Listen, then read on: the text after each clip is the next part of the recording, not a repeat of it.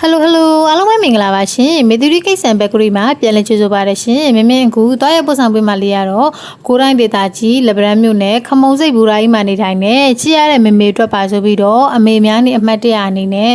ငွေသား9သိန်းပါဝင်တော့မွေးနေ့ကိတ်ကြီးမှာယူထွက်တာလေးကိုမေမေတို့တွားရပို့ဆောင်ပေးနေတာလေးပဲဖြစ်ပါရရှင်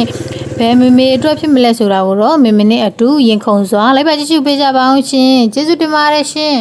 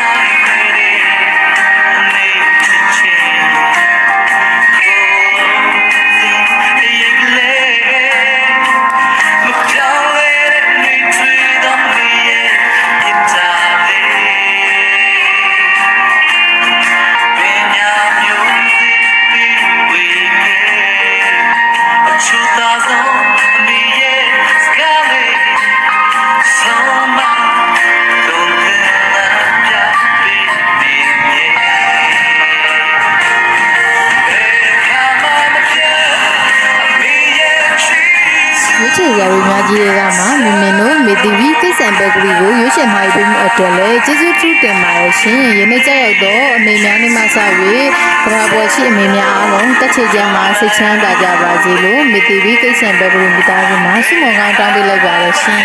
ရွေးချယ်